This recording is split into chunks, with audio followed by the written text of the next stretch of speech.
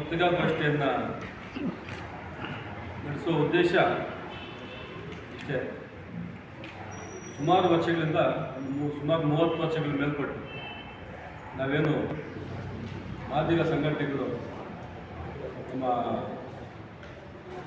ಮಂದಕೃಷ್ಣ ಮಾದಿಗ ಅವರ ಮುಖಂಡತ್ವದಲ್ಲಿ ಎಂ ಶಂಕರಪ್ಪನವರು, ನರಸಪ್ಪನವರು ಆದಿಯಾಗಿ ಎಲ್ಲ ಮುಖಂಡರು ಸೇರಿ 35 ವರ್ಷಗಳಿಂದ ಒಳ ಮೀಸಲಾತಿಗಾಗಿ ಹೋರಾಟಗಳನ್ನು ಮಾಡಿಕೊಂಡು ಬಂದಿರುವಂಥ ವಿಚಾರ ನಮಗೆಲ್ಲರಿಗೂ ಗೊತ್ತಿರುವಂಥ ವಿಚಾರನೇ.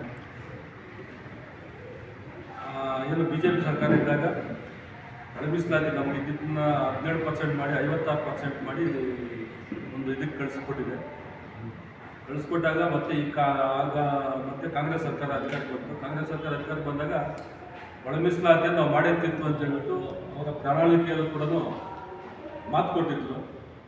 ಆ ಮಾತಂತೆ ಒಳ ಮೀಸಲಾತಿ ಅಪ್ರೂವ್ ಮಾಡಿ ರಾಜ್ಯಪಾಲರು ಕಳಿಸ್ಕೊಟ್ಟಿದ್ರು.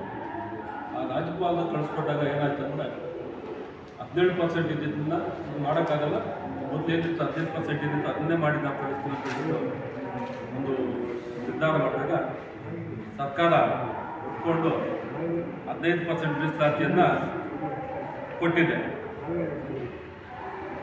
ಅದಕ್ಕೆ ಅದನ್ನು ನಾವು ನಮ್ಮ ಮಾದಿಗ ಸಮಾಜದ ಪರವಾಗಿ ನಮ್ಮ ಸಂಘಟನೆ ಆ ಒಂದು ನಿರ್ಣಯವನ್ನು ಸ್ವಾಗತ ಮಾಡ್ತಾ ಇದೆ. ಮತ್ತು ಇನ್ನೊಂದು ವಿಚಾರ ಏನಂದರೆ, ಈಗ ಒಂದು ಸರ್ಕಾರ ಖಾಲಿ ಇರುವಂತಹ ಹುದ್ದೆಗಳನ್ನು ಭರ್ತಿ ಮಾಡೋದು ಹೊರಟಿರೋದು ಗಮನಕ್ಕೆ ಬಂದಾಗ ಅವರೇನು ಈಗಿನ ಮೀಸಲಾತಿ ಪ್ರಕಾರ ಮಾಡೋದಕ್ಕೆ ಬೇರೆ ಹಳೆ ಮೀಸಲಾತಿ ಪದ್ಧತಿಯಂತೆ ಮಾಡೋದಕ್ಕೆ ಒಂದು ಮುಂದೆ ಹೊರಟಿದ್ದಾರೆ.